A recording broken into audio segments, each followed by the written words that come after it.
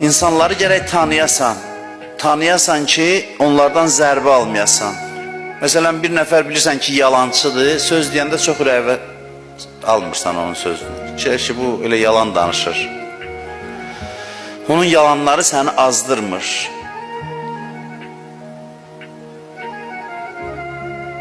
Bizim bir şeytan adlı da tanışımız var, hamımızın yanımızdadır. Biz onun rəftarlarını, xasiyyətini bilməyimiz lazımdır. Ki, o bizimlə necə davranır.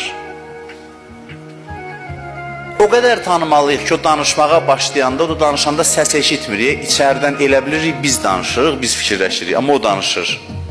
Məsələ bundadır. Bir var, xaricdən səs eşidəsən, asan olardı. O pıçıldayır, sən də deyirsən, ağlıma belə gəldi. Onu tanıyanda, o danışmağa başlayanda deyirsən ki, sakit ol, bilirəm indi nə deyəcəksən. Əvvəlcədən bilirsən, düşmən tanımaq Allah yol gedənlər üçün vacib şərtdir. Düşməni tanımadan yol getmək mümkün deyil.